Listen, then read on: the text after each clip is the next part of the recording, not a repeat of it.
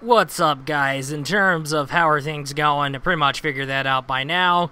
Well, I figured that shit out by now. Anyway, let's get right on to today's video and see what we got here. Anyway, we have the no shit factor that it is October, which means fall kicked off. So, yes, you know what that means. The dominance of pumpkin spice throughout the land. And after Halloween comes the holiday season. Speaking of that, because Target was selling them, I was thinking about getting a Santa Claus costume. But the shitty part is Target's selling them online only. In which the situation right now, fuck.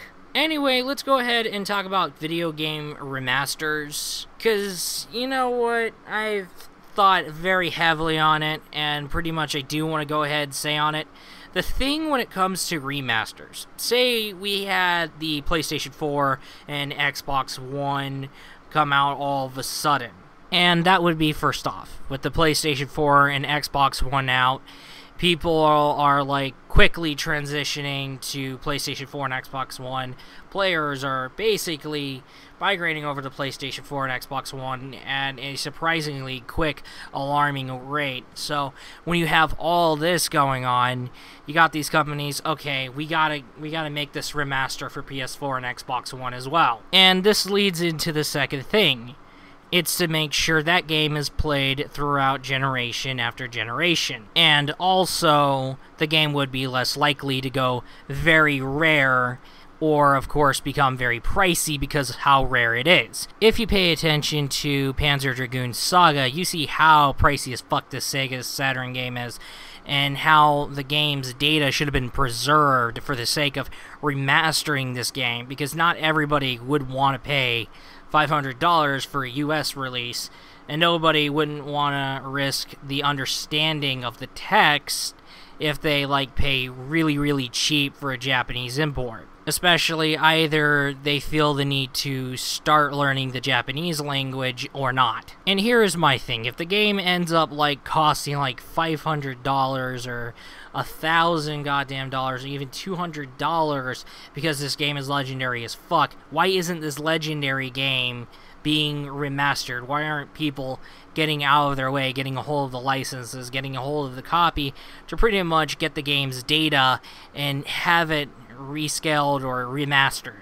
Also, Shin Megami Tensei games need more remasters.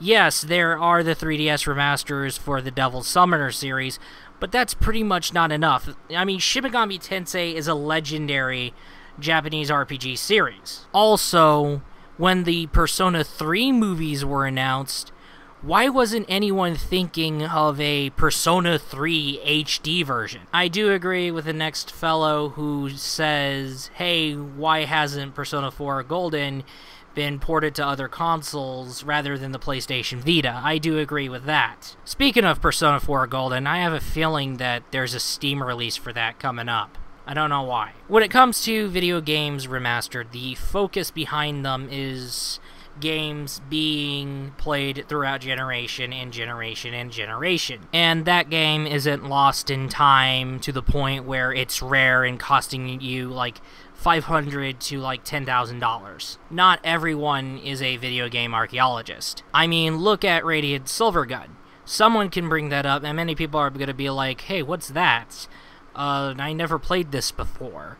Because, one, this was a Sega Saturn import game that is rare as fuck, and pretty much if you want to hunt down a copy for your Sega Saturn, you're looking at $100 to $200. But you also have Radiant Silvergun released to the US for the first time onto the Xbox Live Arcade. But Microsoft discontinued Xbox 360, which you need to play Radiant Silvergun, and unfortunately Xbox One is not backwards compatible with all Xbox 360 games, and however backwards compatibility between Radiant Silvergun and Xbox One is not confirmed so goddamn far. And also, like I said, you can get it from the Xbox Live Arcade, but I have no complete idea when they are going to pretty much grab a gun and put down the dog that would be Xbox Live on 360. Meaning that Treasure needs to pretty much figure out a way to get Radiant Silvergun onto Steam, just like they figured out how they got Ikaruga on Steam. So, basically, love them or hate them, video game remasters play a huge important part, as they allow you to play the game that you loved playing on the last generation throughout the next generation or the next generation as well. Anyway, that is all, and I'll be looking forward to you in the next video. Peace out.